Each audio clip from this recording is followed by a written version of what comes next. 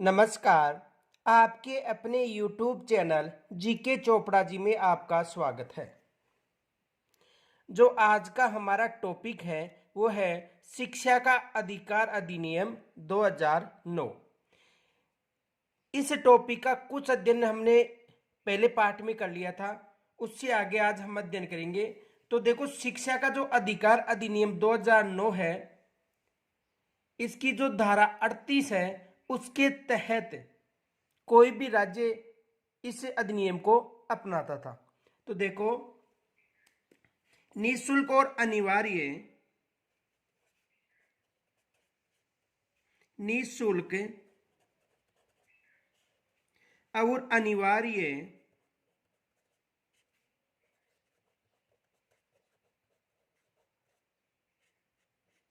निःशुल्क और एवं अनिवार्य बाल शिक्षा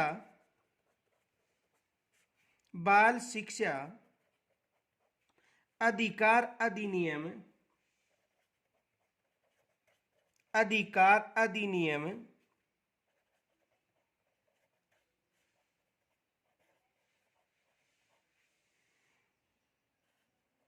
2009 की धारा 38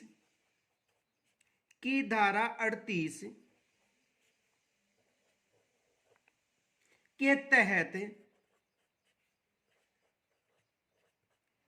यह धारा विशेष याद रखना, किस धारा के तहत राज्यों ने अब इस अधिकार अधिनियम को अपनाया था? धारा 38 के तहत राजस्थान निःशुल्क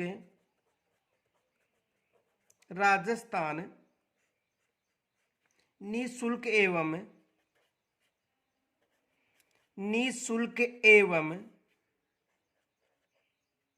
अनिवार्य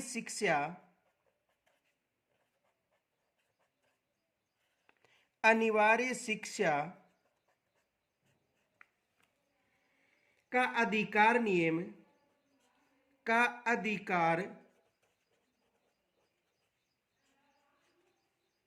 नियम 2011 यानी 29 मार्च 2011 को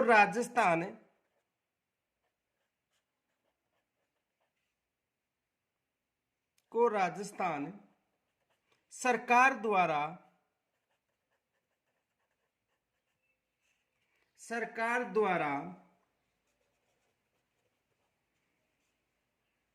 अधिसूचना जारी करके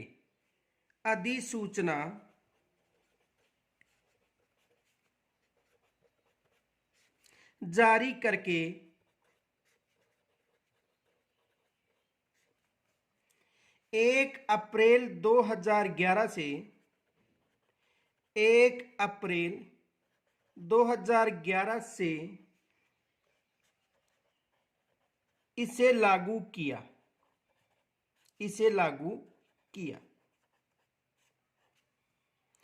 तो जो राजस्थान सरकार है, उन्होंने इस अधिनियम को 1 अप्रैल 2011 से लागू किया था। अब देखो, यहां से इस केवल 3-4 लाइनों से ही 2% या 3% बनते हैं, ये विशेष याद रखना। जो अनिवार्य निःशुल्क शिक्षा अधिकार अधिनियम 2009 है, उसकी धारा 38 के तहत राजस्थान ने 29 मार्च 2011 को अधिसूचना जारी करके 1 अप्रैल 2011 से इसे लागू किया था। तो इस टॉपिक से यहां से कम 1 या 2% बनते हैं। तो देखो, प्रश्न क्या बनते हैं। पहला क्वेश्चन बनता है, शिक्षा का अधिकार अधिनियम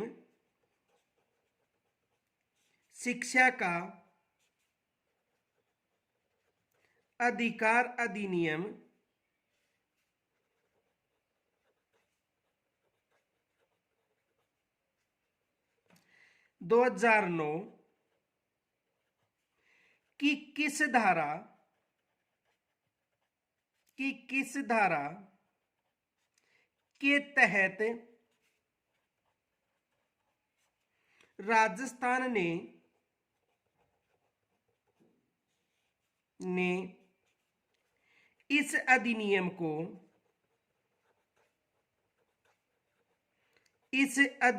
को अपनाया था।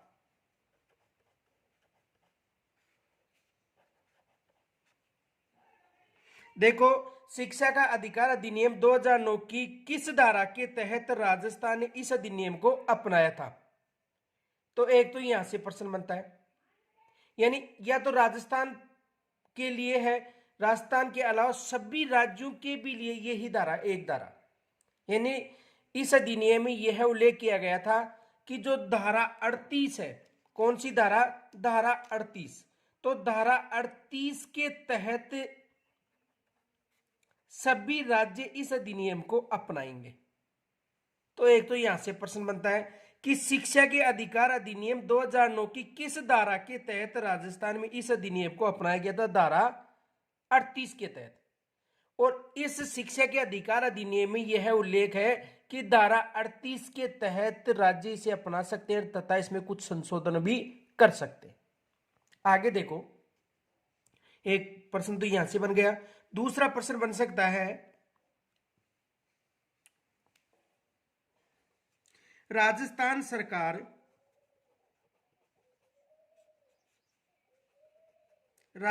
सरकार ने यह अधिनियम राजस्थान सरकार ने यह अधिनियम कब पारित किया था?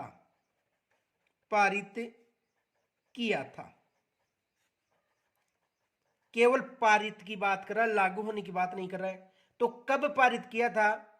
29 मार्च 2011 को। कब पारित किया था? 29 मार्च 2011 को। तो एक क्वेश्चन यहां से बन गया। तो देखो, कब पारित किया था? 29 मार्च 2011 को। अब देखो, दूसरा प्रश्न यहां से ही बनता है,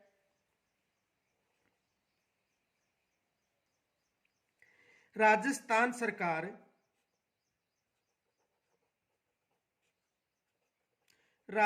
सरकार ने इस अधिनियम को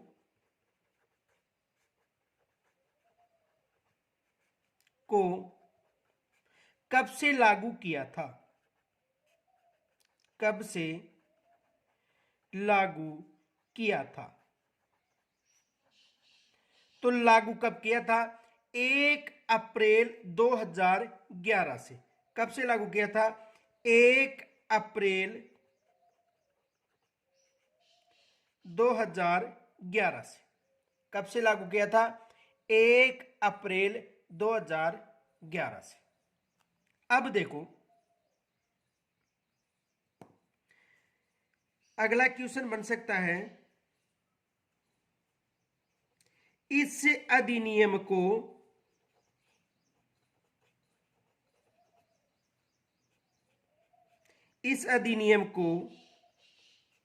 राजस्थान में जब लागू किया था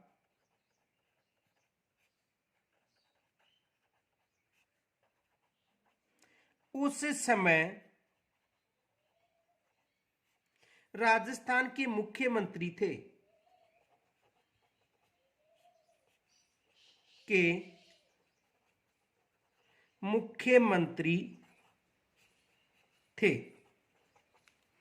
तो जब इस अधिनियम को लागू किया था उस समय राजस्थान के मुख्यमंत्री कौन थे?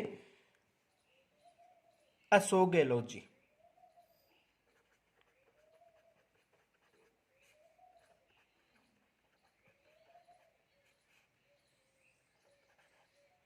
उस समय राजस्थान के मुख्यमंत्री कौन थे? और आपको कमेंट्स के द्वारा यह बताना है कि उस समय राजस्थान के राज्यपाल कौन थे। जब इस अधिनियम को लागू किया था उस समय राजस्थान के राज्यपाल कौन थे, यह आपको कमेंट्स के द्वारा बताना। इनके अलावा देखो, एक प्रश्न और बन सकता है,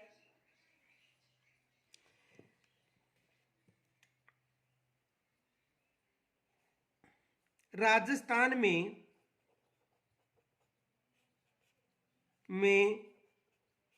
यह अधिनियम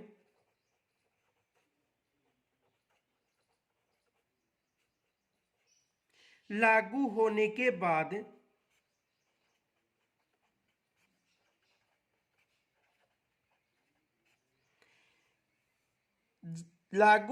बाद किस नाम से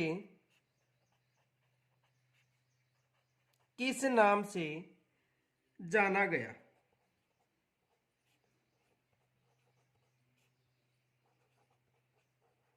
यानी यह अधिनियम राजस्थान में लागू होने के बाद किस नाम से जाना गया था? देखो अलग अलग नाम दिया जाएगा, लेकिन मैं आपको जो राजस्थान में यह अधिनियम लागू हुआ उसका नाम देखो, यानी राजस्थान निशुल्क एवं अनिवार्य शिक्षा अधिकार नियम 2011 के नाम से जाना जाता है। देखो राजस्थान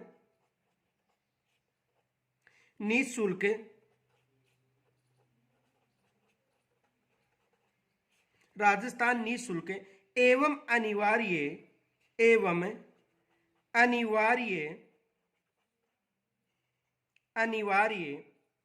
शिक्षा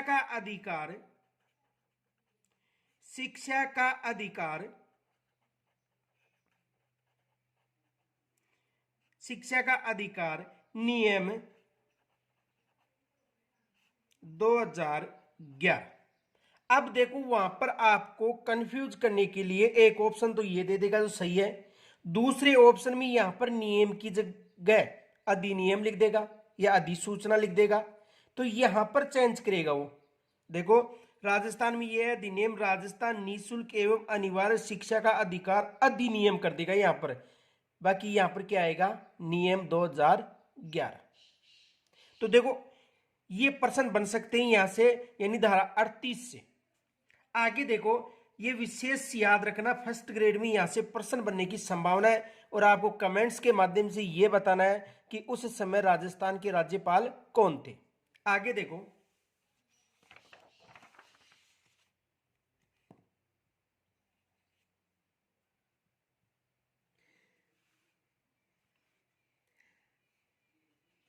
आरटी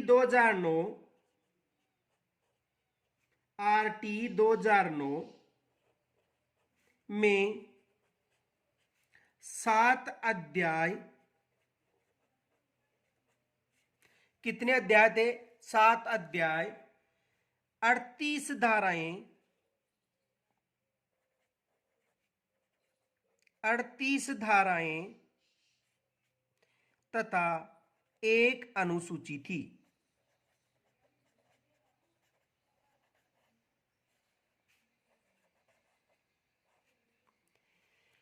तो आरटीए 2009 यानी शिक्षा का अधिकार अधिनियम 2009, तो शिक्षा के अधिकार अधिनियम 2009 में 7 अध्याय, 38 धाराएं और एक अनुसूची थी। यहां से भी एग्जाम में प्रश्न बन सकता है, प्रश्न आ सकता है कि जो शिक्षा का अधिकार अधिनियम 2009 है उसमें कितनी धाराएं हैं, कितने अध्याय हैं और कितनी अनुसूचियां हैं?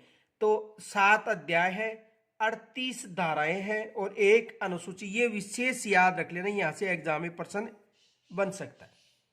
आगे देखो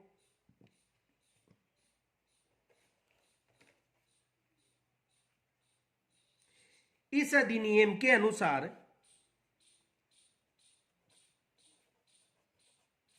इस अधिनियम के अनुसार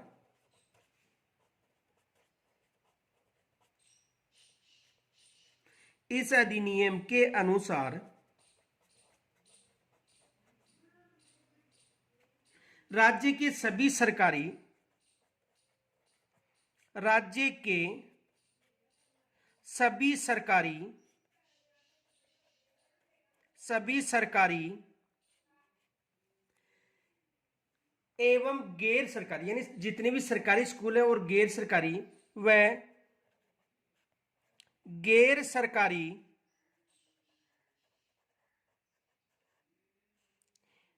सरकारी व उच्च प्राथमिक विद्यालयों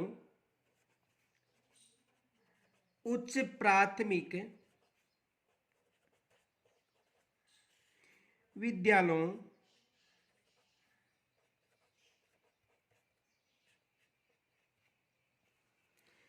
जिसमें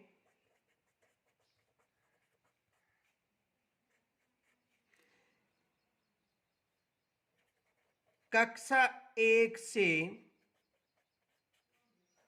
8वीं तक शिक्षण कार्य होता है। शिक्षण कार्य होता है।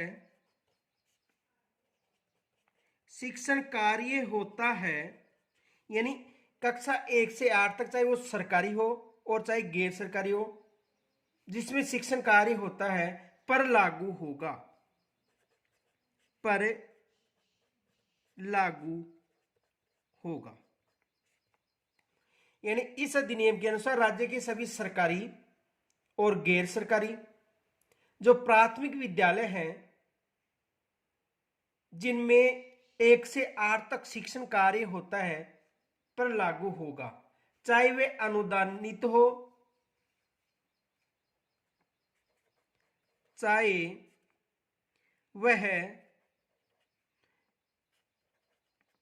अनुदानित हो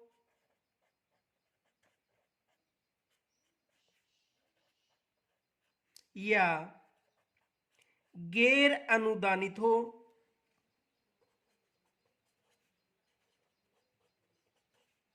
या तो अनुदानित हो या गैर अनुदानित हो, तथा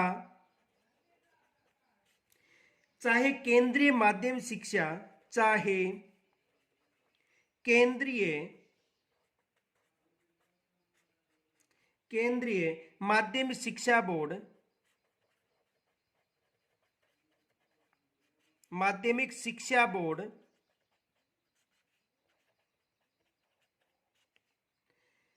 से संबंध हो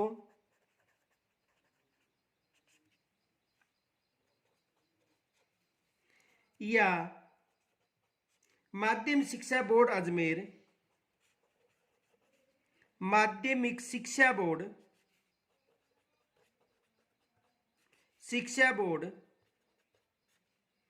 अजमेर से हो।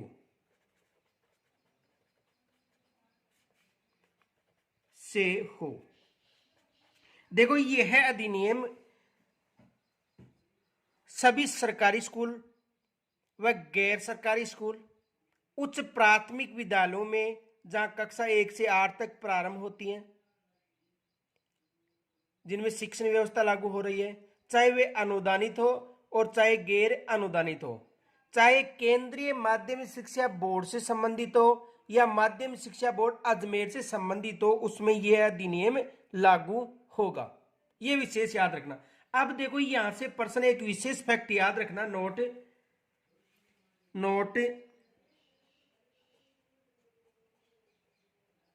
देखो यहां से, यानी जो मदरसा है, वैदिक पाठशालाएं हैं और धार्मिक प्रशिक्षण देने वाली जो विद्यालय हैं उनमें यह लागू नहीं होगा।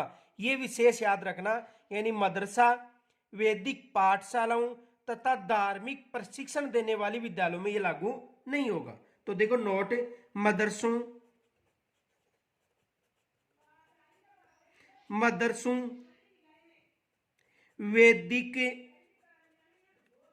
वैदिक पाठशालाओं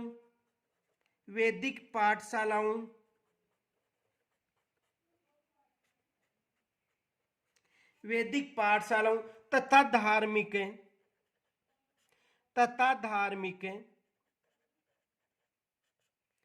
प्रशिक्षण देने वाले, धार्मिक प्रशिक्षण देने वाले विद्यालयों में लागू नहीं होगा। विद्यालयों में लागू नहीं होगा। ये फैक्ट विशेष याद रखना, एग्जाम में यहां से भी प्रश्न बन सकता है। देखो प्रश्न क्या बनेगा, पहला प्रश्न तो ये बन सकता है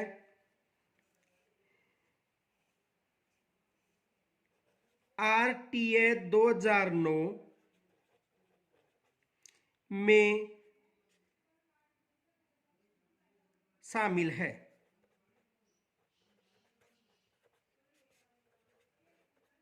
तो इसमें देखो अलग अलग ऑप्शन दिए जाएंगे उस समय, लेकिन आपको मैं फैक्ट ऑप्शन बताता हूं। देखो RTA 2009 में शामिल है, देखो 7 अध्याय, कितने अध्याय? 7 अध्याय, 38 धाराएं, 38 धाराएं और एक अनुसूची।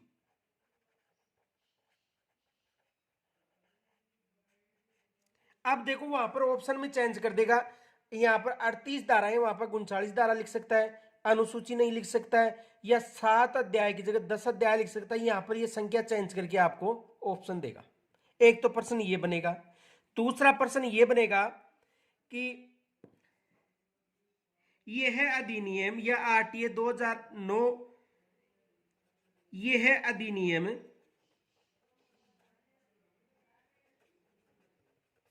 यह है अधिनियम, कौन सा अधिनियम?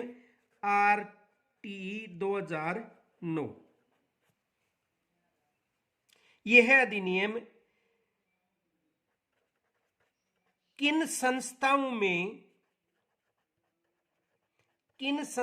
में लागू नहीं होगा, ये प्रश्न आ गया। अब देखो इनमें 3 ऑप्शन, तो जैसे गैर अनुदानित स्कूल दे दिया जाएगा, दूसरा सरकारी स्कूल दे दिया जाएगा, और तीसरा केंद्रीय माध्यमिक विद्यालय दे दिए जाएंगे। लेकिन उनमें देखो ये जो नियम है, ये आपको फैक्ट याद रखना, केवल देखो मदरसों में लागू नहीं होगा, वैदिक पाठशालाओं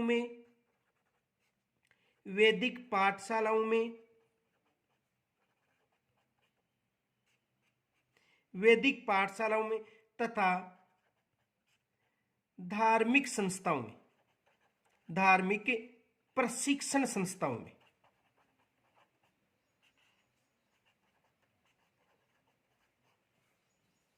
ये भी याद रख लेना। अब देखो वो ऑप्शन में देखो, एक तो दे दिया मदरसा, एक तो दे दिया मदरसा, दूसरा दे दिया सरकारी स्कूल, तीसरा दे दिया गैर अनुदानित स्कूल, चौथा ऑप्शन दे दिया केंद्रीय माध्यमिक शिक्षा बोर्ड। तो यानी इनको याद कर लेना, इनके अलावा जो भी आएगा वो सही है, बाकी ये गलत है। क्योंकि जो मदरसा है, वैदिक पाठशाला है और धार्मिक प्रशिक्षण संस्थाएं हैं, उनमें ये अधिनियम लागू नहीं है। आगे देखो,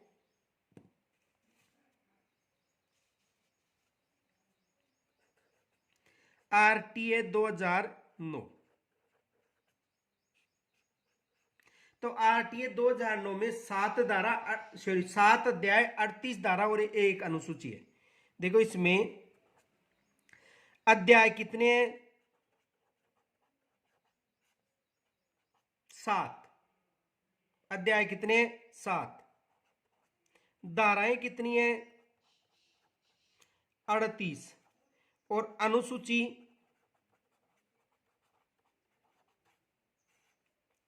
1। ये विशेष याद रखना, मोस्ट है, यहां से एग्जाम में प्रश्न 100% पूछा सकता है।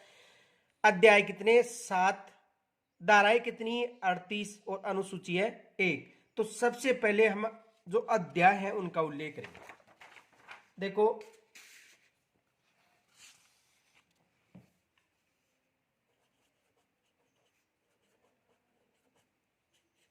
अध्याय कितने हैं? 7। अध्याय कितने हैं? 7। एग्जाम में यहां से भी प्रश्न बन सकता है। तो अध्याय देखो, अध्याय 1 है,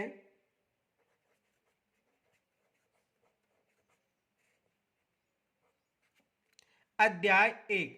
तो अध्याय 1 में प्रारंभिक, यानी कहने का मतलब इस धारा का जो संक्षिप्त नाम है उसका उल्लेख मिलता है।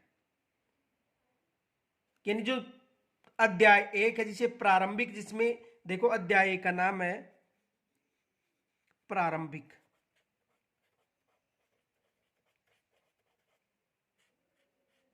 और इसमें धारा है 1 व 2। धारा कितनी? केवल 2। तो अध्याय 1 प्रारंभिक है और इस अध्याय में, अध्याय 1 में इसका संक्षिप्त नाम, विस्तार और प्रारंभ का उल्लेख है। ये कब लागू हुआ था, तो इस धारा में इसका उल्लेख मिलता है। देखो धारा 1 है, यानी अध्याय, अध्याय में अध्याय 1 का नाम है प्रारंभिक, इसमें धारा 1 और 2, धारा 1 में इसका संक्षिप्त नाम है और धारा 2 में इसकी जो पारिभाषिक शब्दावली इसमें जो सम्मिलित की गई उनका नाम है। तो अध्याय 7 है, जिसमें जो प्रथम अध्याय उसे का नाम है प्रारंभिक, जिसमें 2 धाराएं हैं, 1 व 2। ये एक धारा है उसमें इसका संक्षिप्त नाम का उल्लेख है और दूसरी धारा में इनमें जो भी शब्दावली, पारिभाषिक शब्दावली उसका उल्लेख है।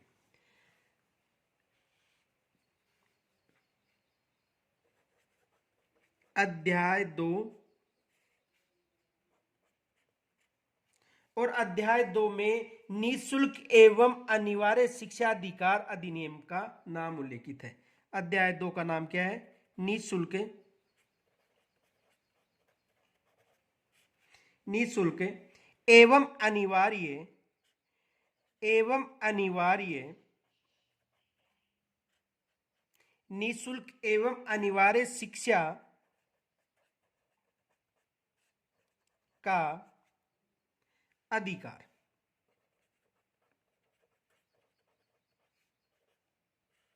अध्याय 2 का नाम है निःशुल्क एवं अनिवार्य शिक्षा का अधिकार और इसमें 3 से 5 धाराएं हैं। धाराएं कितनी है? 3 से 5 धाराएं कितनी है? 3 से 5। आगे देखो अध्याय 3,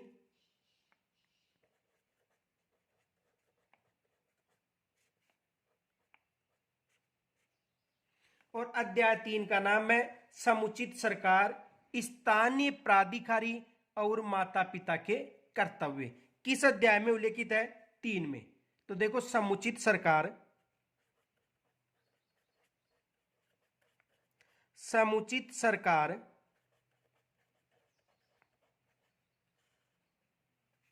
स्थानीय प्राधिकारी,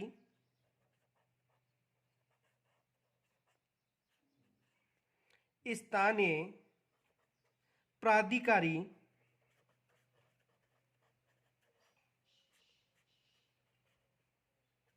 और माता पिता, और माता पिता के कर्तव्य। और इसमें धाराएं कितनी है? 6 से 11 तक। धाराएं कितनी है? 6 से 11 तक। तो अध्याय 3 में क्या है? समुचित सरकार, स्थानीय प्राधिकारी और माता पिता के कर्तव्य। अध्याय किसमें है? 3 में। आगे देखो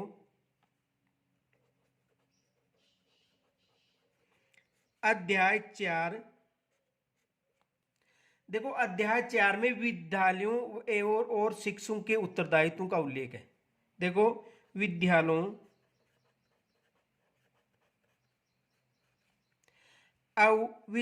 और शिक्षकों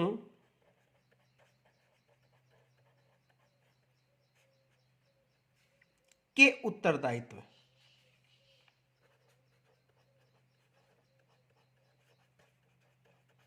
यानी स्कूलों व शिक्षकों का उत्तरदायित्व है। किस अध्याय में है? अध्याय 4 में।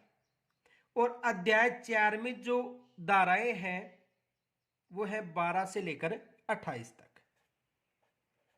धाराएं 12 से लेकर 28 तक। देखो अध्याय 1 प्रारंभिक, अध्याय 2 निःशुल्क एवं अनिवार्य शिक्षा का अधिकार, अध्याय 3 में है समुचित सरकार, स्थानीय सरकार या स्थानीय प्राधिकारी, माता पिता की कर्तव्य। अध्याय 4 में विद्यालयों और शिक्षकों के उत्तरदायित्व है। और अध्याय 5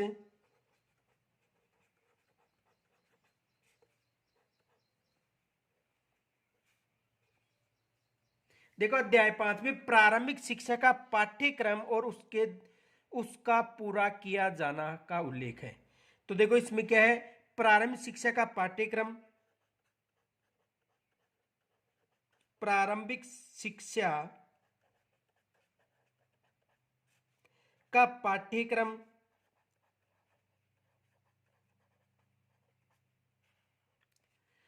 और उसका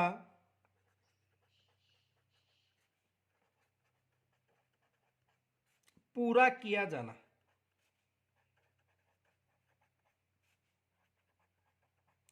और उसका पूरा किया जाना किस अध्याय में उल्लेखित है? 5 में। और यहां पर धाराएं हैं 29 और 30, केवल 2 धाराएं, धारा 29 से 30, धाराएं 29 से 30। आगे देखो अध्याय 6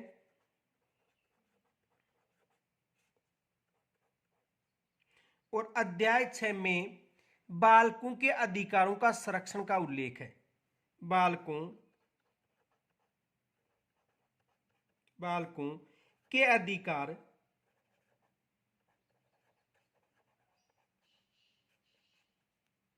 का संरक्षण।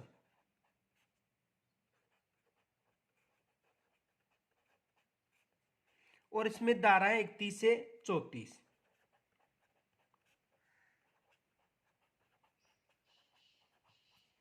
और अंतिम अध्याय है अध्याय 7 और यह है प्रकरण। और इसमें धाराएं 35 से 38।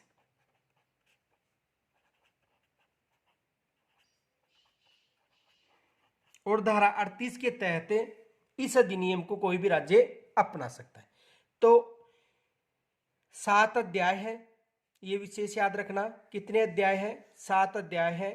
और इन अध्यायों का क्रम विशेष याद रख लेना, एग्जाम में प्रश्न आ सकता है।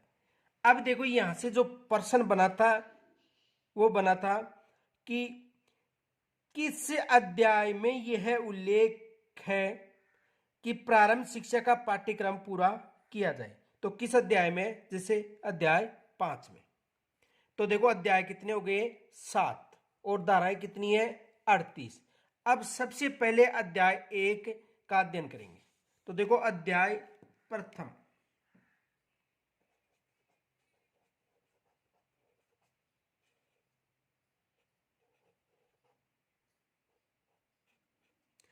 अध्याय 1। और अध्याय 1 का नाम है प्रारंभिक।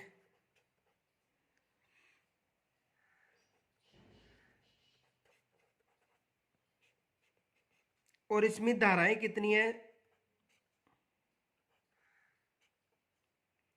1 से 2 तक।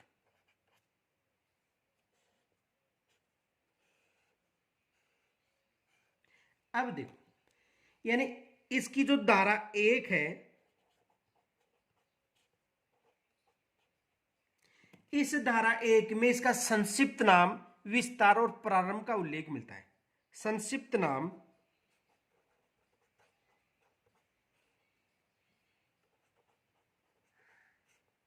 संक्षिप्त नाम, विस्तार और प्रारंभ।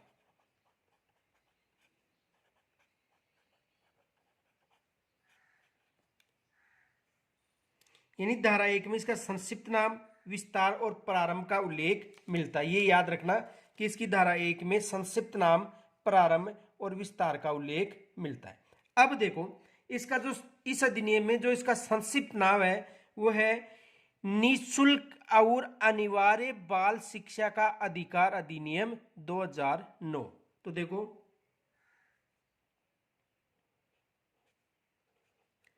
इस अधिनियम का संक्षिप्त नाम,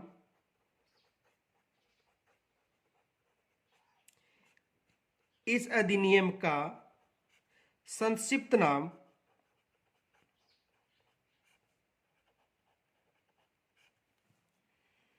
निःशुल्क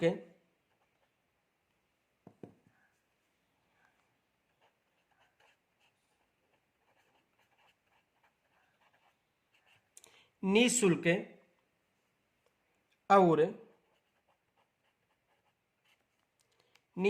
और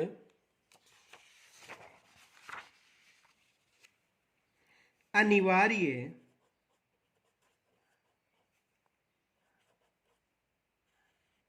बाल शिक्षा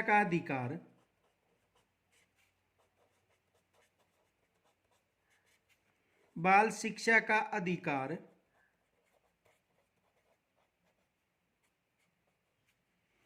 अधिनियम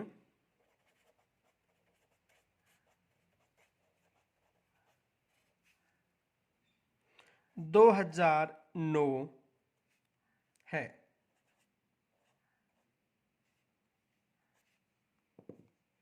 2009 अधिनियम है। देखो इसका नाम क्या है,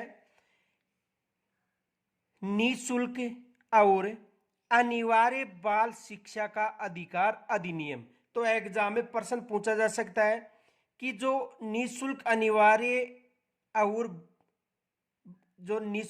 अनिवार्य बाल शिक्षा अधिकार अधिनियम का उल्लेख किस धारा में उल्लेखित है।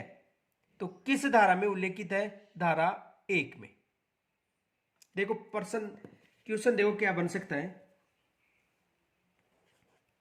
मोस्ट मान लेना ये क्वेश्चन एग्जाम में आ सकता है। देखो किस अध्याय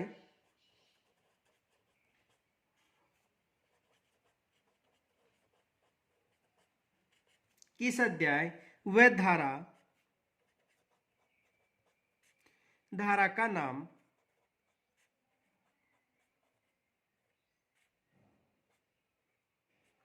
किस अध्याय व धारा का नाम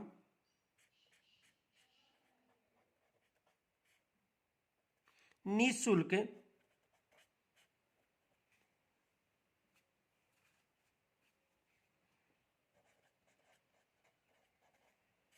और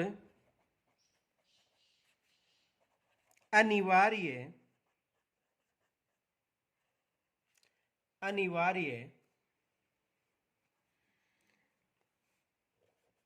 बाल शिक्षा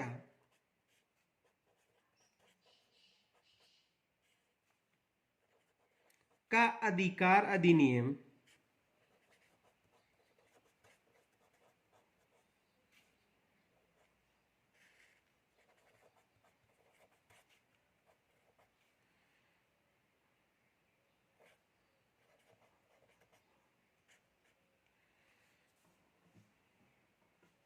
का शिक्षा का अधिनियम नहीं का अधिकार है। यह विशेष याद रखना। देखो प्रश्न आ सकता है, किस अध्याय व धारा का नाम निःशुल्क और अनिवार्य बाल शिक्षा अधिकार है। तो देखो किस अध्याय व धारा का नाम, तो सबसे पहले देखो अध्याय, इधर देखो अध्याय कौन सा है, 2, यानी अध्याय 2, और अध्याय 2 का नाम है निःशुल्क एवं अनिवार्य शिक्षा का अधिकार। तो अध्याय समझ में आ गया। और धारा देखो, धारा 1 में नाम है निःशुल्क और अनिवार्य बाल शिक्षा अधिकार अधिनियम। तो देखो धारा तो कौन सी हो गई, देखो सबसे पहले अध्याय पूछा, तो अध्याय तो कौन सा है, दूसरा। अध्याय कौन सा है, दूसरा। वह धारा कौन सी है, प्रथम। देखो अध्याय 2 और धारा प्रथम में निःशुल्क और अनिवार्य बाल शिक्षा अधिकार का उल्लेख मिलता है। अध्याय तो कौन सा है, 2 अध्याय का नाम है, और धारा किस में संक्षिप्त नाम किस में है, 1 में।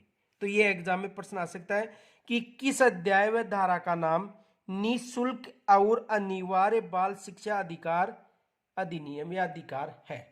तो अध्याय 2 और धारा 1, यहां तक समझ में आ गया होगा। आगे देखो,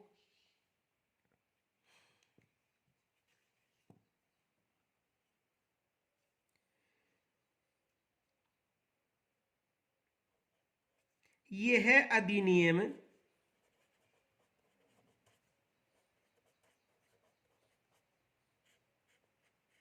यह अधिनियम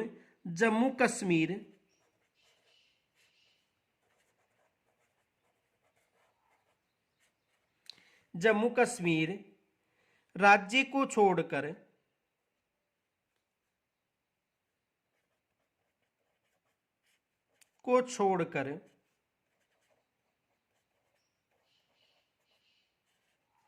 संपूर्ण भारत में या संपूर्ण देश में 1 अप्रैल 2010 से प्रभावी रूप से लागू होगा।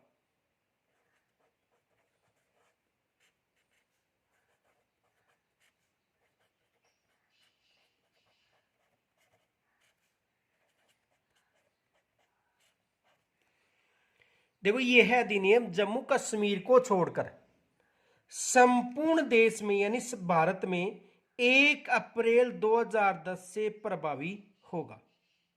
अब देखो, यहां पर फैक्ट याद रखना है,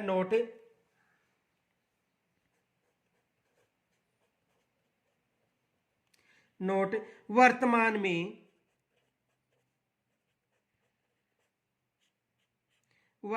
में जम्मू कश्मीर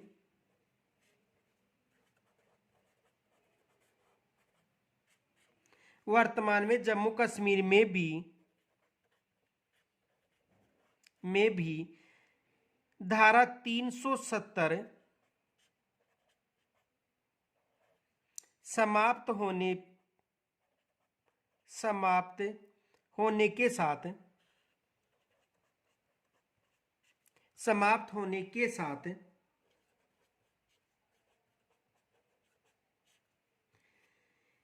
यहां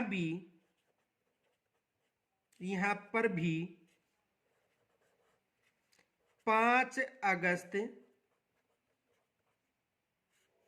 2019 से लागू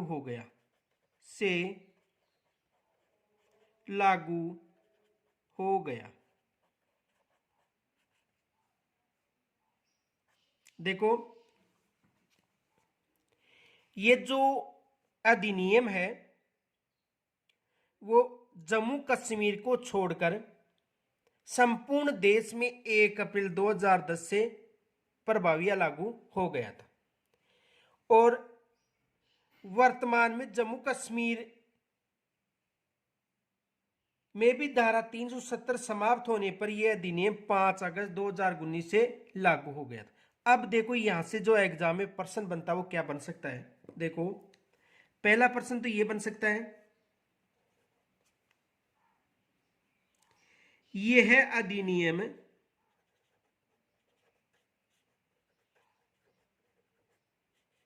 संपूर्ण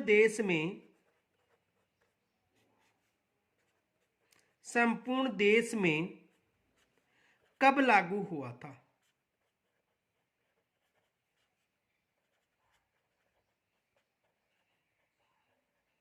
संपूर्ण देश में कब लागू हुआ था। एक तो एग्जाम में ये प्रश्न बन सकता है, तो संपूर्ण देश में कब लागू हुआ था। 1 अप्रैल 2010।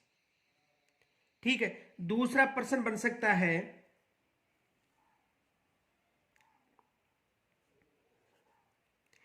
1 अप्रैल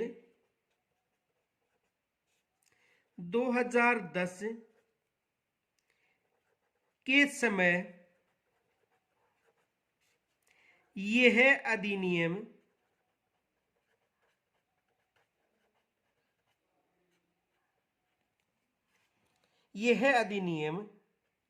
लागू हुआ था। उस समय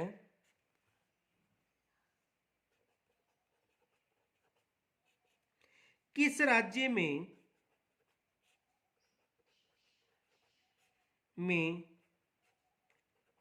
लागू नहीं हुआ था।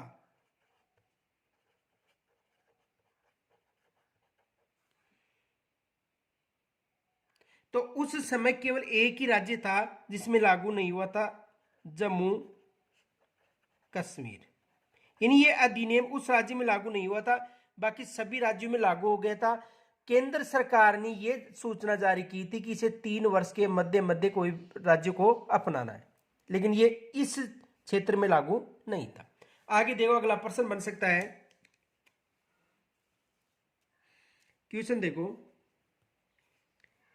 यह अधिनियम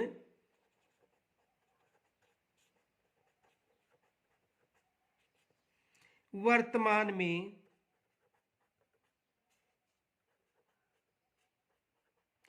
लागू नहीं है। ऑप्शन में देखा, देखो, ए में जम्मू कश्मीर,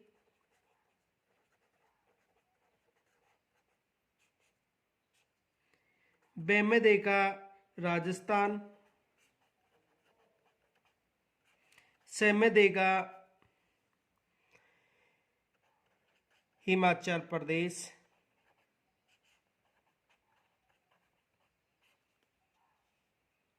और दे देगा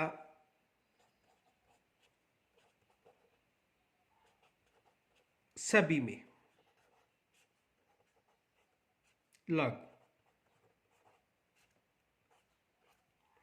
तो देखो, यह अधिनियम वर्तमान में लागू नहीं है, तो उस समय अधिकतर बच्चे जम्मू कश्मीर पर टिक करेंगे, लेकिन सही क्या है, सभी में लागू है, क्योंकि इस अधिनियम को जम्मू कश्मीर में 5 अगस्त 2019 से जो धारा 370 थी वो अप्रभावी हो गई थी, उस समय से लागू माना जाता है। आगे देखो, यहां से ये भी प्रश्न बन सकता है।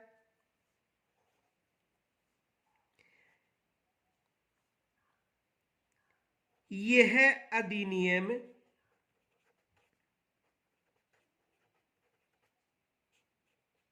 यह अधिनियम 1 अप्रैल 2010 से संपूर्ण देश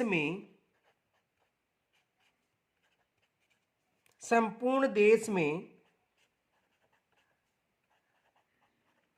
लागू हो गया था।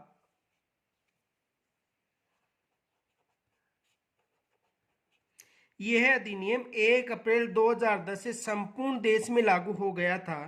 तो बताओ,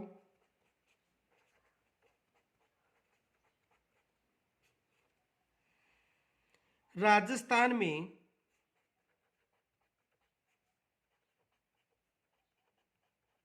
लागू हुआ था। देखो, प्रश्न आ सकता है कि यह अधिनियम 1 अप्रैल 2010 से संपूर्ण देश में लागू हो गया था, तो बताओ राजस्थान में लागू हुआ था। अब देखो, वहां पर आपको ऑप्शन मिलेंगे।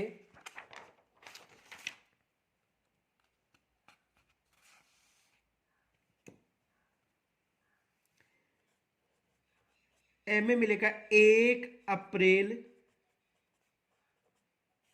2010। संपूर्ण देश में कब लागू हुआ था? 1 अप्रैल 2010। दूसरा मिलेगा बे में 1 अप्रैल 2009। से में मिलेगा 1 अप्रैल 2011। और द में मिलेगा 1 अप्रैल 2005। तो देखो, यह है अधिनियम, यानी संपूर्ण देश में तो 1 अप्रैल 2010 को लागू हुआ था, लेकिन अलग अलग राज्य उसे अलग अलग समय पर धारा 38 के तहत अपनाए थे। धारा किसके तहत? 38 के तहत अलग अलग राज्य अलग अलग समय में अपनाए थे। और राजस्थान में इस अधिनियम को कब अपनाया गया था? 1 अप्रैल 2011 से। ये विशेष याद रखना, उस समय से लागू हो गया था। कब लागू हुआ था? 1 अप्रैल 2011 को लागू हो गया था। 1 अप्रैल 2011 को लागू हो गया था और पारित हुआ था 29 मार्च 2011 को पारित हो गया था विधानसभा से। और लागू कब हो गया था? 1 अप्रैल 2011 2011 से। तो यहां से एग्जाम में प्रश्न बन सकता है। आगे देखो, अनुच्छेद 29 व 30, अनुच्छेद 29 व 30 के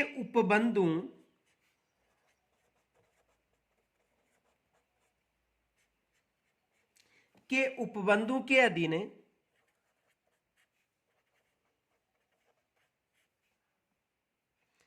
अधीन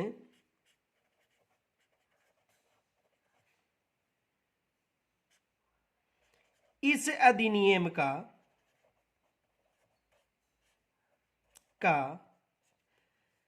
प्रावधान है।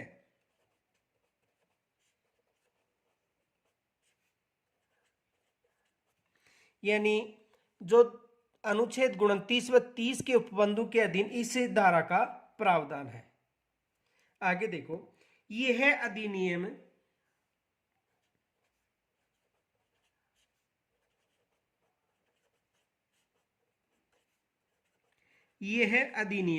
धार्मिक प्रशिक्षण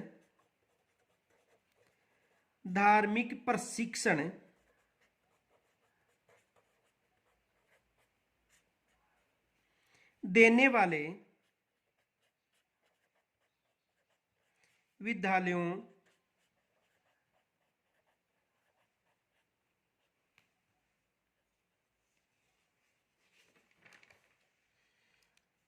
व संस्थाओं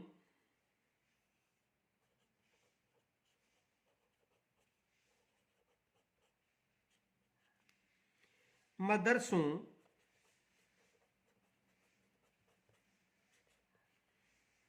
तथा वैदिक पाठशालाओं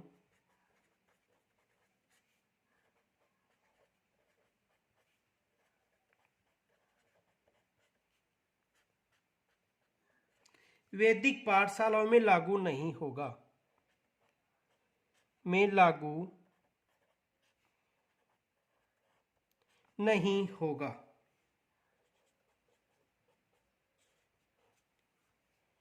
तो देखो, यह अधिनियम धार्मिक प्रशिक्षण देने वाले विद्यालयों, संस्थाओं, मदरसों तथा वैदिक पाठशालाओं में लागू नहीं होगा।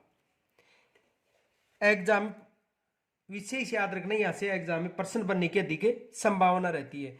यानी जो धारा 1 है उसमें किस किस का उल्लेख है। अब देखो धारा 2,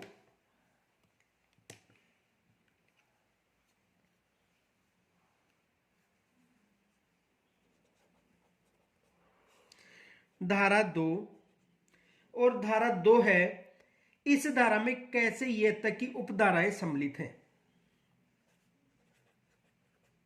इस धारा में कैसे ये तक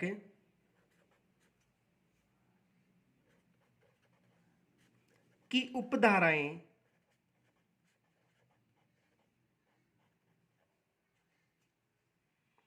शामिल हैं।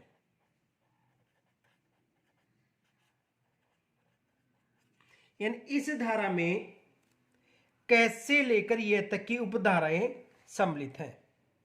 इनमें से कुछ उपधाराएं देखो जो एग्जाम के लिए महत्वपूर्ण है।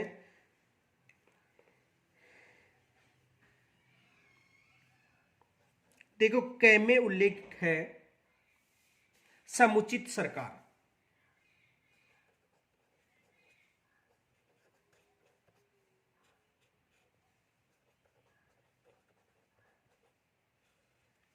समुचित सरकार, देखो इस धारा में कैसे ये तक उपधाराएं शामिल है, और इसमें जो ये भी आ सकता है कि किस धारा में पारिभाषिक शब्दावली है, तो इसी धारा में पारिभाषिक शब्दावली भी है, ये भी विशेष याद रखना।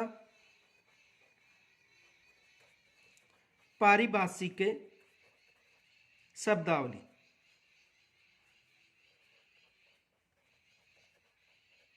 ये भी आ सकता लिखा हुआ वहां पे कि किस धारा में पारिभाषिक शब्दावली उल्लेखित है। तो जैसे समुचित सरकार का प्रश्न आ जाए कि समुचित सरकार का उल्लेख किस धारा में, तो समुचित सरकार का उल्लेख किस धारा में, धारा 2 में। और समुचित सरकार का मतलब केंद्र राज्य व संघ राज्य सरकार की शामिल है। इसका मतलब है केंद्र सरकार,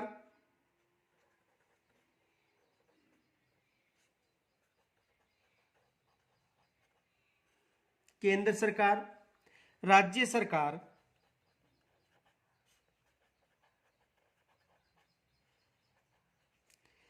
केंद्र सरकार भी आ सकता है, राज्य सरकार व संघ सरकार, जिसे केंद्र शासित प्रदेश बोलते हैं, संघ राज्य सरकार,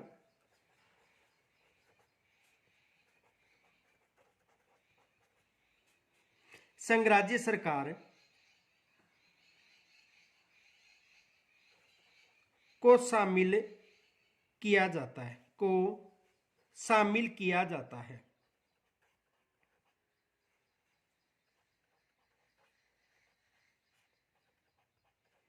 को शामिल किया जाता है। यहां पर एग्जाम में प्रश्न आ सकता है, देखो क्वेश्चन ऐसे आएगा,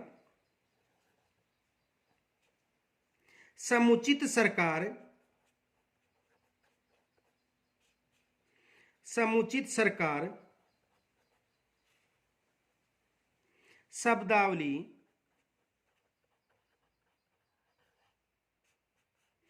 का उल्लेख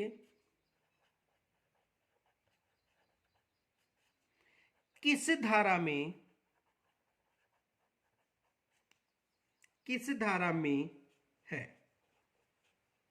अध्याय तो पहला है और धारा कौन सी है? 2।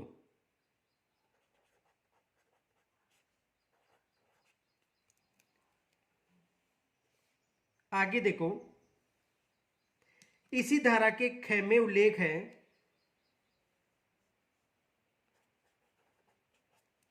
प्रति व्यक्ति फीस, प्रति व्यक्ति फीस,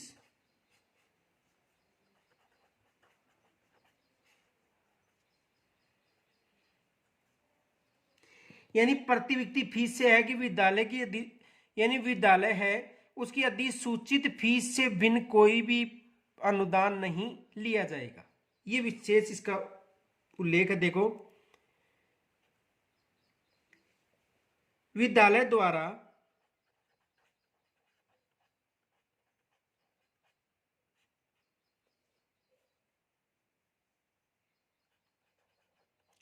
द्वारा अधिसूचित फीस, अधिसूचित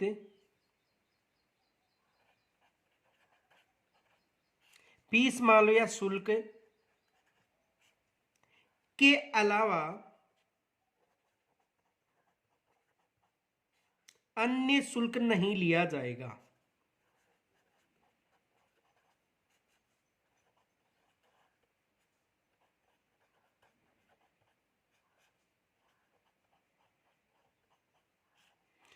यानी जो इस अधिसूचना में जो शुल्क निर्धारित कर दिया, उस शुल्क के अलावा कोई भी शुल्क नहीं लिया जाएगा।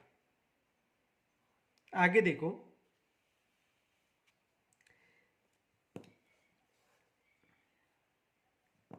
धारा ग उपधारा, इसमें उल्लेख है बालक,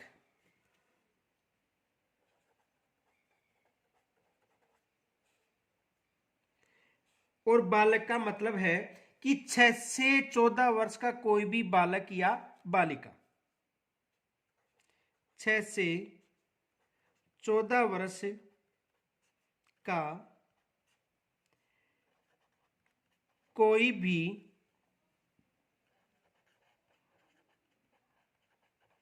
बालक या बालिका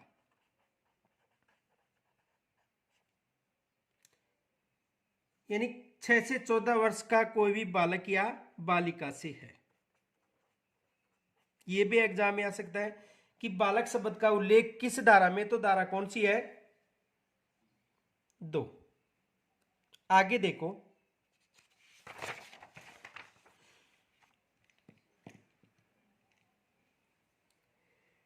घ और घ में उल्लेख है असुविधाग्रस्त समूह।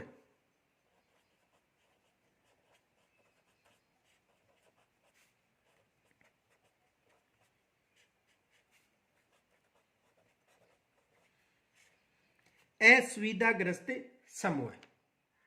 यानी देखो, असुविधाग्रस्त समूह में वे बालक शामिल होते हैं जैसे SC ST OBC, अनाथ, HIV या कैंसर से प्रभावित माता पिता का बालक, या युद्ध में विधवा हुए बालक, या निःशक्त बालक, या समुचित सरकार द्वारा घोषित या आर्थिक, सामाजिक, सांस्कृतिक, भौगोलिक, भाषा व लिंग आधार पर घोषित जो भी बालक होते हैं वो किसमें शामिल है?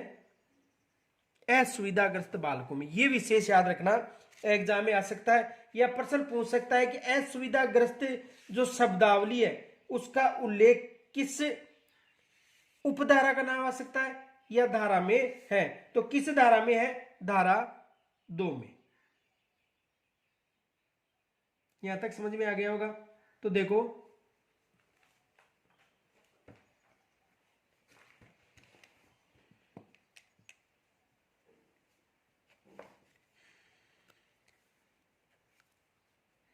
SC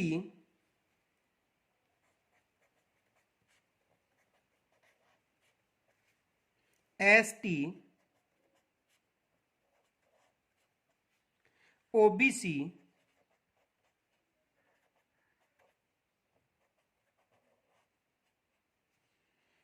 अनाथ,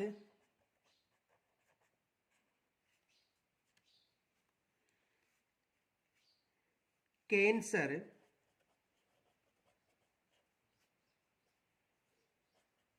HIV से प्रभावित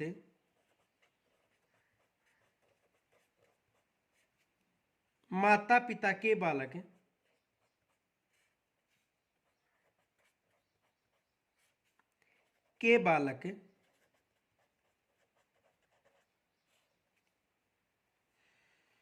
युद्ध में विधवा बालक,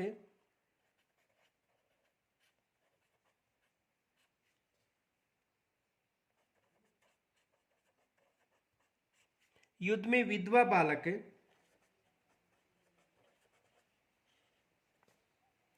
निःशक्त बालक,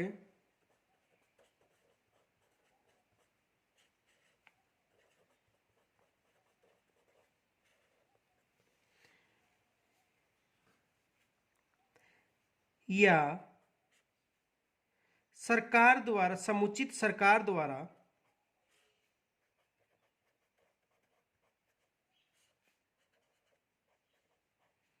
घोषित आर्थिक, सामाजिक,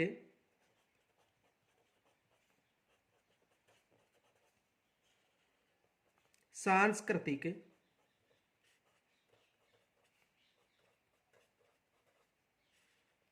भौगोलिक,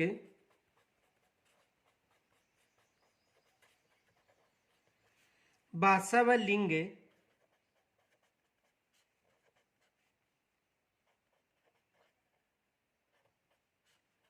के आधार पर घोषित बालक।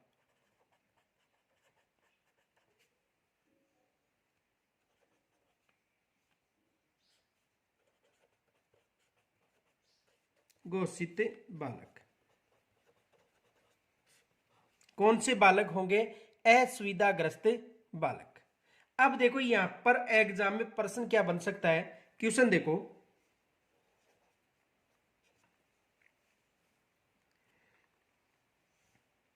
यदि किसी बालक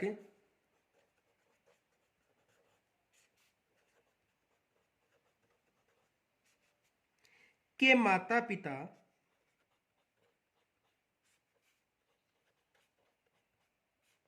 में से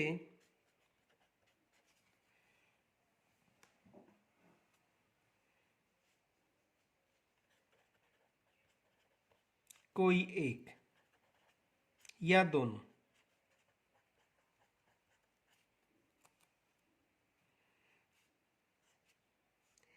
कैंसर की बीमारी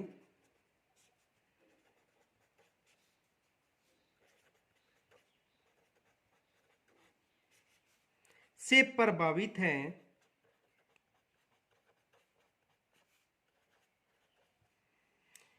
उनका बालक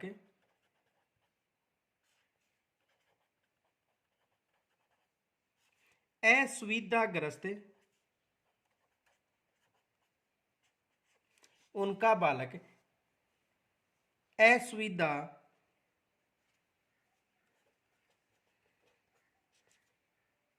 ग्रस्त समूह का है तो बताओ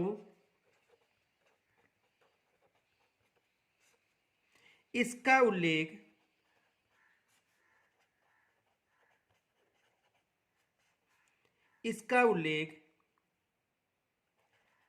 आरटी 2009 की किस धारा में मिलता है?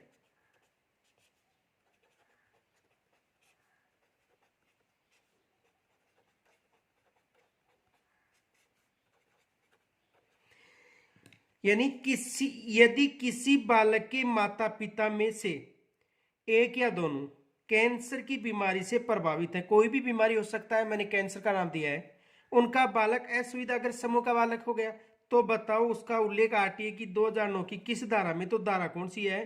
धारा 2। धारा कौन सी है? 2। और धारा 2 में भी कौन सा है? घ में उल्लेखित है। एग्जाम में ऐसा प्रश्न बन के आ सकता है। आगे देखो,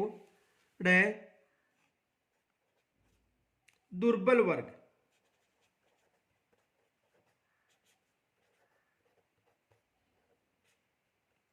दुर्बल वर्ग यानी दुर्बल वर्ग का मतलब है कि समुचित सरकार द्वारा घोषित ऐसे बालक जिनके माता पिता या संरक्षक की आयु न्यूनतम सीमा से कम हो। तो देखो, समुचित सरकार द्वारा घोषित, समुचित सरकार द्वारा घोषित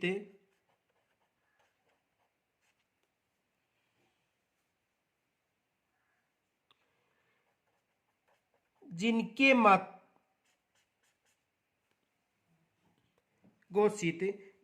माता पिता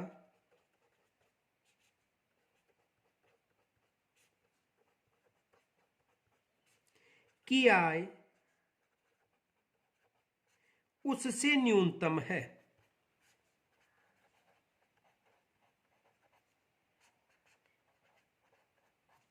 यानी दुर्लभ वर्ग का मतलब जो समुचित सरकार है और समुचित सरकार के द्वारा एक ऐसी राशि घोषित की जाए, उस राशि से उनका आय है जो न्यूनतम है, वो दुर्लभ वर्ग के बालक में आते हैं।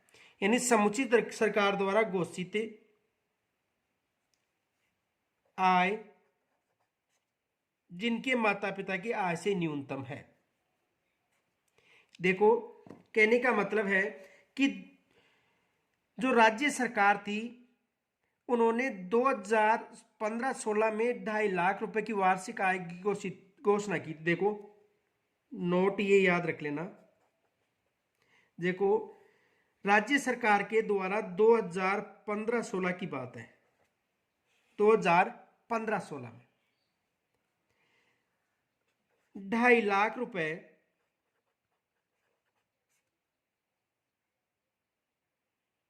की आय की घोषणा की थी, और इससे कम जो आय वाले व्यक्ति हैं वो दुर्लभ वर्ग में शामिल है। यानी 2015-16 में 2.5 लाख की न्यूनतम आय घोषित की थी, और इस आय से जो आमदनी से कम जो आमदनी प्राप्त करते हैं वो किस वर्ग में शामिल है? दुर्लभ वर्ग में। और ये जो आय है वो 2016-17 में घटाकर 1 लाख रुपए कर दी थी। 2016-17 में घटाकर कितनी कर दी थी? 1 लाख रुपए।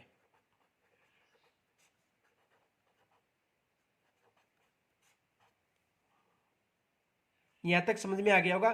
इस आय से जो न्यूनतम आय वाले व्यक्ति हैं वो किस में शामिल है? दुर्लभ वर्ग में। यहां तक कोई समस्या नहीं होगी।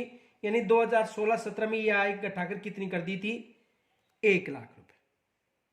आगे देखो, च में है प्रारंभिक शिक्षा।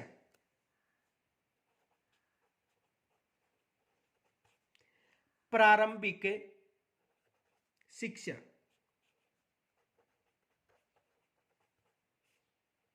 और प्रारंभिक शिक्षा का मतलब कक्षा 1 से 8वीं तक की शिक्षा। कक्षा प्रथम से 8वीं तक की शिक्षा।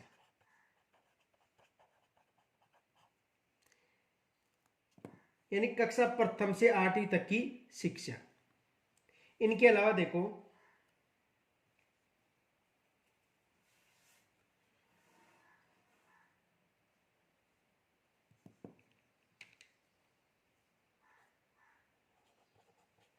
जिनमें राष्ट्रीय बाल संरक्षण आयोग का उल्लेख मिलता है। राष्ट्रीय बालक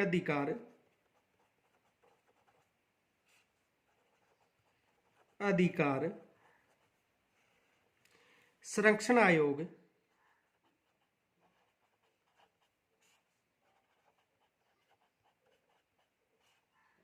शब्दावली का उल्लेख है।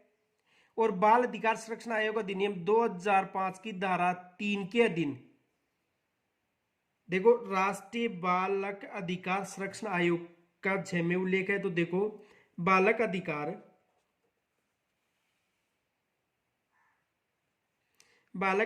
संरक्षण आयोग, बालक अधिकार संरक्षण आयोग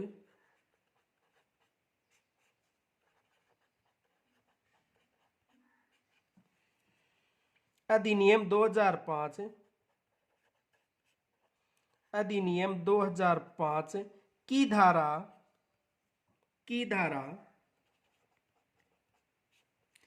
3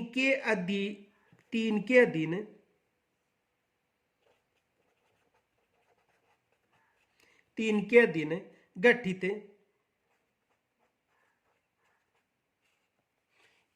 गठित राष्ट्रीय बालक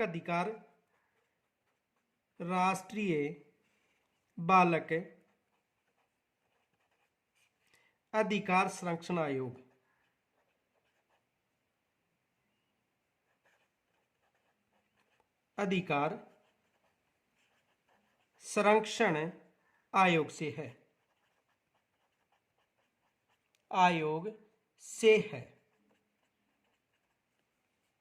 यानी बालक अधिकार संरक्षण आयोग अधिनियम 2005 की धारा 3 के अधीन गठित राष्ट्रीय बालक अधिकार संरक्षण आयोग से है। तो ये भी एग्जाम में प्रश्न पूछा जा सकता है कि राष्ट्रीय बाल अधिकार आयोग का किस धारा में मिलता है। तो धारा 2। आगे देखो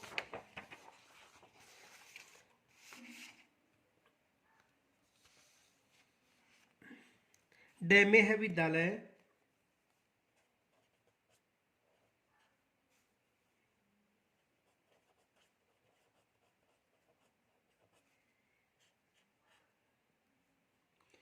और यानी इसमें उल्लेख है कक्षा 1 से लेकर 8 तक 4 प्रकार के विद्यालय होते हैं।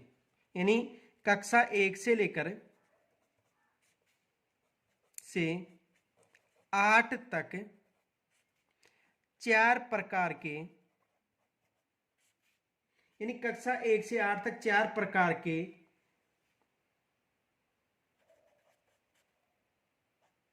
होते हैं, विद्यालय होते हैं।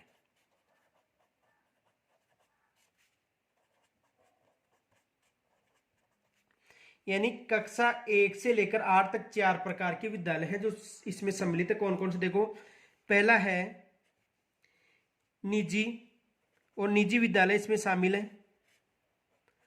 पहला कौन सा विद्यालय हो गया, निजी विद्यालय, और निजी विद्यालय इसमें शामिल है। दूसरा हो गया सरकारी स्कूल भी शामिल है।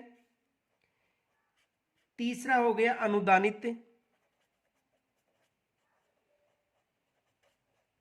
अनुदानित विद्यालय भी शामिल है। और चौथा हो गया खास श्रेणी की विद्यालय।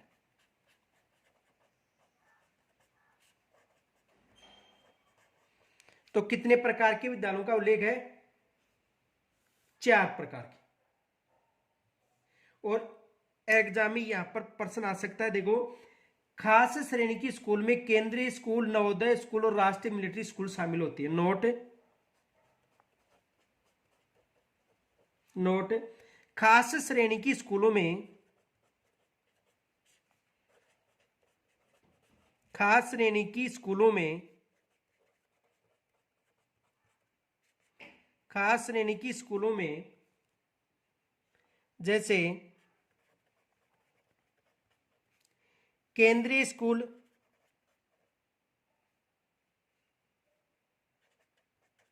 केंद्रीय स्कूल, केंद्रीय स्कूल के अलावा नवोदय स्कूल, नवोदय स्कूल,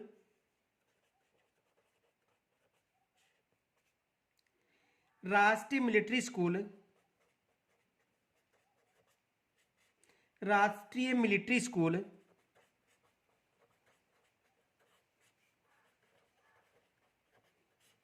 इत्यादि शामिल है। यानी खास श्रेणी की स्कूलों में देखो केंद्रीय स्कूल, नवोदय स्कूल और राष्ट्रीय मिलिट्री स्कूल शामिल है। और अंतिम देखो ये राज्य बाल अधिकार संरक्षण आयोग, राज्य बाल अधिकार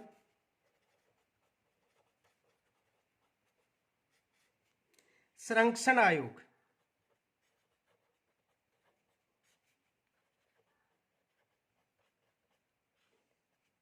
राज्य बाल अधिकार संरक्षण आयोग।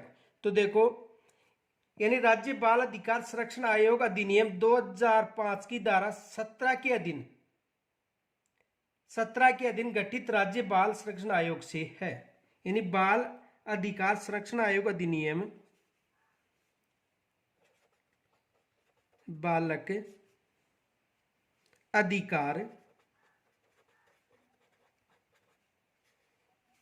संरक्षण आयोग अधिनियम, संरक्षण आयोग अधिनियम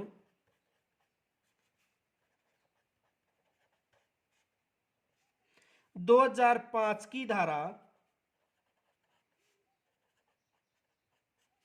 2005 की धारा 17 के अधीन, के अधीन, के अधीन गठित राज्य बाल अधिकार संरक्षण आयोग, राज्य बाल अधिकार संरक्षण आयोग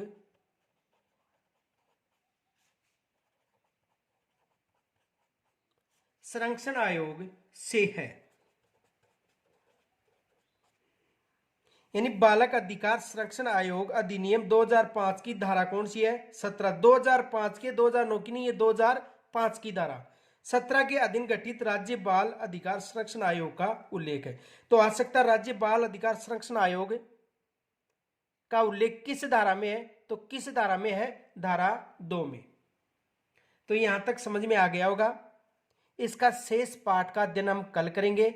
और ये पीछे जो एग्जाम में जो प्रश्न है अधिकतर इन्हीं टॉपिकों से पूछे गए हैं। देखो इन टॉपिक से अधिकतर प्रश्न आने की संभावना भी अधिक रहता है। देखो एक प्रश्न आया था, क्वेश्चन देखो क्या आया था, खास श्रेणी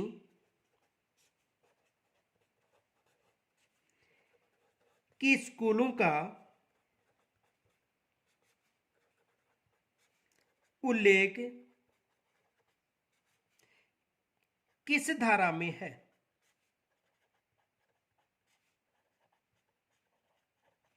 तो देखो खास श्रेणी की स्कूल का उल्लेख किस धारा में? धारा 2।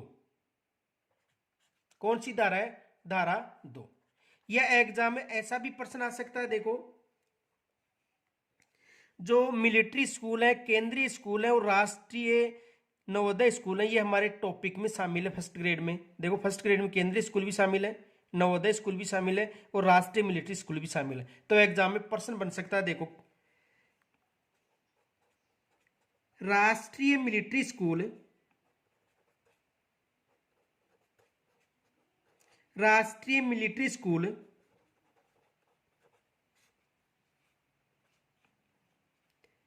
का उल्लेख राष्ट्रीय मिलिट्री स्कूल का उल्लेख आरटी 2009 की किस धारा में है?